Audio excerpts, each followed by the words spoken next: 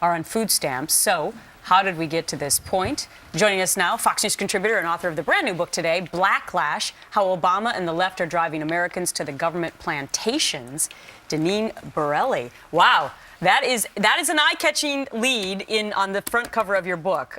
What do you mean by that? Well, it's true. We have more and more people who are depending on government for their everyday basic needs: food, housing, energy. As you mentioned, over 46 million Americans are on food stamps. President Obama's policies are not creating jobs. They're not growing the economy. They're driving more people to the government plantation. Today's government is yesterday's plantation. Too many people are relying on the government. You know, Deneen, what the president would say in Axelrod and company that defend the president, he'll say, listen, I inherited a mess. I'm trying to help those people. Listen, what you don't do is push policies that are going to make things worse for people. If you look at his deplorable energy policy, Obama has a war on fossil fuels. Coal, oil, natural gas, they're the most frequent thing we have. It's reliable, dependable. You drive up the cost of fossil fuels, you're harming those he claims he wants to help the most: the poor, those on the fixed income. But when you think about it, Obama doesn't like coal. He's pushing his renewable energy effort.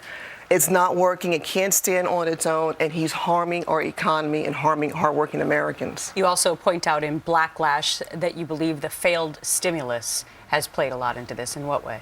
Well, absolutely. He wasted our tax dollars. That money could have been used for something else. But he keeps putting more and more money into the green energy industry, and you see all the companies that have gone bankrupt. And it has not created the jobs that we need in our country, and that is resulting to people relying more and more on government. And, you know, statistic, 1 in 7 Americans are now on food stamps.